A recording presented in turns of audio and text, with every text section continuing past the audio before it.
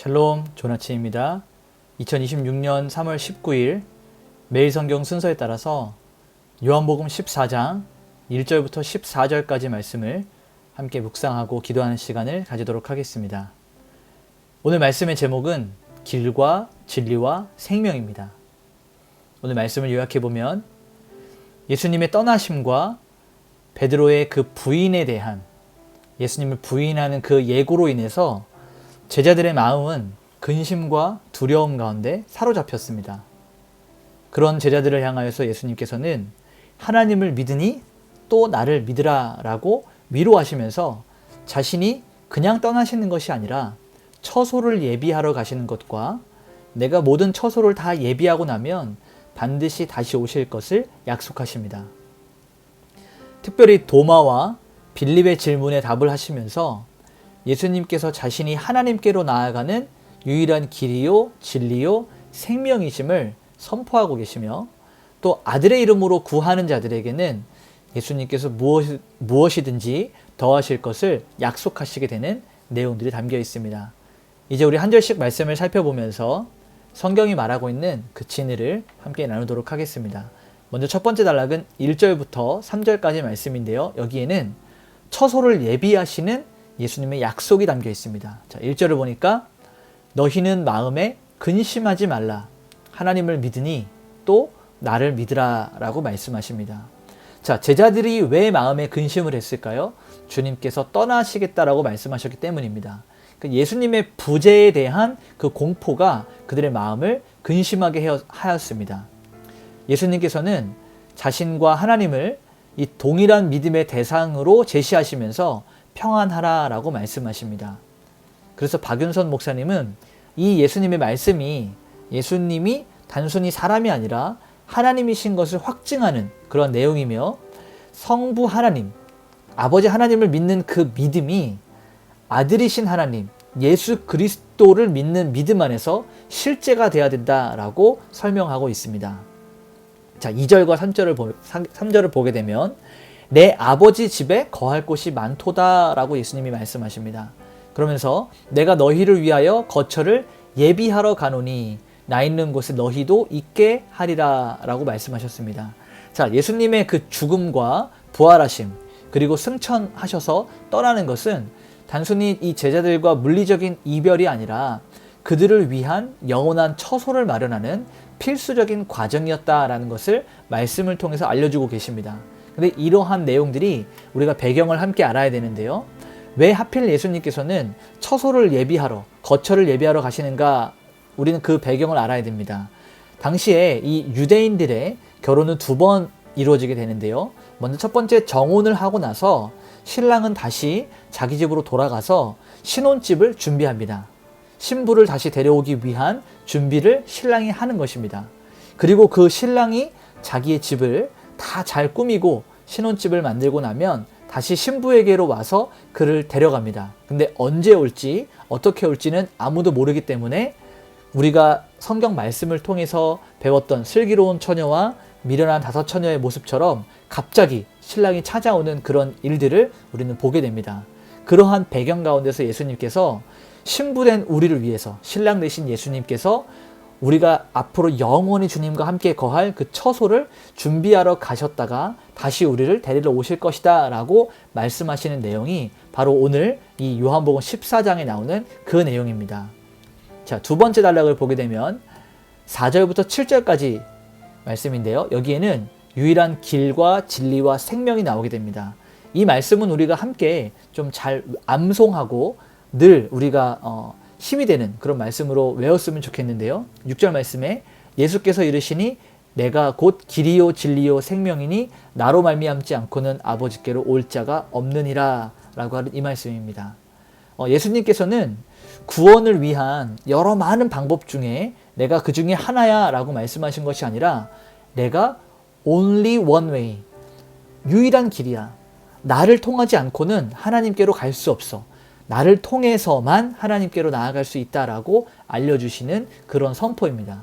그래서 디에이카스는 예수님이 하나님을 계시하는 진리다. 죽음을 이기신 생명이다. 그러므로 그분만이 하나님께 나아갈 수 있는 유일한 길이다라고 이렇게 설명을 하고 있습니다.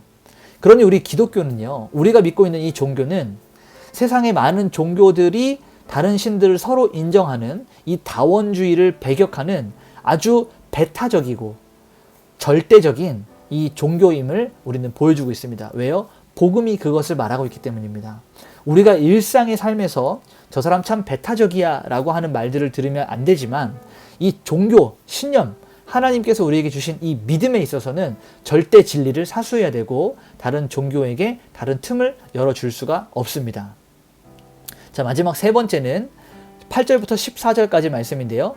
예수님을 통해서 하나님을 보게 되는 그 놀라운 진리가 담겨 있습니다. 자, 9절과 10절을 보게 되면 예수님께서 말씀하시는 거예요. 나를 본 자는 아버지를 보았거늘 어찌하여 아버지를 보이라 하느냐. 내가 아버지 안에 거하고 아버지는 내 안에 계신 것을 네가 믿지 아니하느냐. 자, 이 말씀의 배경은 빌립이 예수님께 요구한 거예요. 아버지를 그럼 보여주세요 라고 이렇게 이야기합니다. 그러니까 예수님께서 답답해서 하시는 말씀이죠. 내가 지금까지 너희와 함께 하면서 가르친 것을 잘 기억해 봐라. 나를 본 자가 아버지를 보았다. 왜요? 예수님이 곧 하나님이시기 때문에 나를 본 자가 아버지를 보았는데 어찌하여 또 아버지를 보이라 하느냐라고 이렇게 이야기하고 계시는 것입니다. 그래서 예수님이 하나님 안에, 하나님이 예수님 안에 있는 것을 아직도 모르겠느냐라고 이렇게 말씀하시는 것이죠. 자, 12절과 14절까지 내용을 쭉 보게 되면 나를 믿는 자는 내가 하는 일을 그도 할 것이요 또한 그보다 큰 일도 하리니 내 이름으로 무엇이든지 구하면 내가 행하리라. 자, 우리가 이 말씀을 개인의 기도의 응답을 이루기 위해서 단편적으로 한 절을 딱 떼어다가 사용할 때가 많습니다. 근데 지금 이 전체적인 본문을 통해서 이야기할 때는 우리가 아무거나 기도해라. 기도하는 것들을 다 이루어 줄게 라고 소원을 말하고 소원을 응답받는 그런 내용이 아닙니다. 예수 그리스도께서 부활하시고 승천하신 이후에 성령의 역사로 말미암아 온 세계가 복음으로 구원을 얻게 되는 이 구속사적인 범위의 확장을 말하고 있어요. 그러니까 단순히 우리의 기도가 개인의 욕망을 채우는 그런 기도가 아니라 하나님의 뜻이 땅에서 이루어지듯 우리가 주기도문을 통해서 배웠던 것처럼 하나님의 나라가 이 땅 가운데 계속해서 퍼져나갈 수 있는 그 복음의 확장을 위한 기도를 우리가 할 때 하나님께서 들으시고 응답하신다라고 하는 그 내용의 그 진짜 의미를 좀 바르게 알아야 될 것 같습니다. 자, 오늘 말씀을 정리하면서 원포인트로 이렇게 말할 수 있습니다. 우리 인생의 근심을 해결하는 유일한 길은 하나님께 이르는 단 하나의 길, 예수 그리스도를 통하여 온전히 이루어진다라는 것입니다. 그래서 우리는 예수님의 이름으로 기도할 때 그 안에 생명이 있고 진리가 있고 길이 있기 때문에 그 주님께서 우리에게 주시는 약속의 풍성함을 누릴 수 있게 되는 것입니다. 이제 우리 이렇게 한번 적용할 수 있었으면 좋겠습니다. 우리의 시선을 주님께 고정하는 거예요. 때때로 우리 앞날을 생각해 보면 조금 불안하거나 두려움이 있거나 어떤 이별에 대한 슬픔이 여러 가지 많은 것들이 고난과 환난과 박해가 있을 때 두려워하거나 낭망하지 말고 눈앞에 있는 상황이 아니라 나를 위해서 영원한 처소를 준비하신 그분이 다시 오실 것이다. 우리가 마치 데살로니가 교회의 성도들이 예수 그리스도의 다시 오심을 기대하고 기다렸던 것처럼 그 주님이 처소를 다 마련하시고 다시 오실 것이다 라고 하는 이 소망, 주님을 바라보는 시선의 고정이 있기를 소망합니다. 두 번째는 우리가 기도할 때 내 열심을 드러내고 내 열심을 증명하는 것이 아니라 예수님을 더 의지할 수 있는 그러한 시간이 될 수 있도록 그렇게 한번 기도하면 너무 좋을 것 같습니다. 우리 같이 한번 기도하겠습니다. 하나님, 세상에 거센 풍파가 다가온다 할지라도 우리의 믿음이 흔들리지 않게 하시고 오직 길과 진리와 생명 되신 예수님만을 기억하고 오직 예수님을 통하여 하나님 아버지를 보게 하여 주시옵소서. 하나님, 나의 삶을 통하여 하나님의 그 큰 일, 복음이 퍼져나가고 하나님의 나라의 영토가 확장되는 놀라운 일들을 하나님께서 이루어 주시고 주의 이름으로 구할 때 그것들을 응답받는 놀라운 기적들을 보게 하여 주시옵소서. 우리 이렇게 한번 기도하면서 하나님께 오늘 하루를 올려드리도록 하겠습니다. 함께 기도하시겠습니다.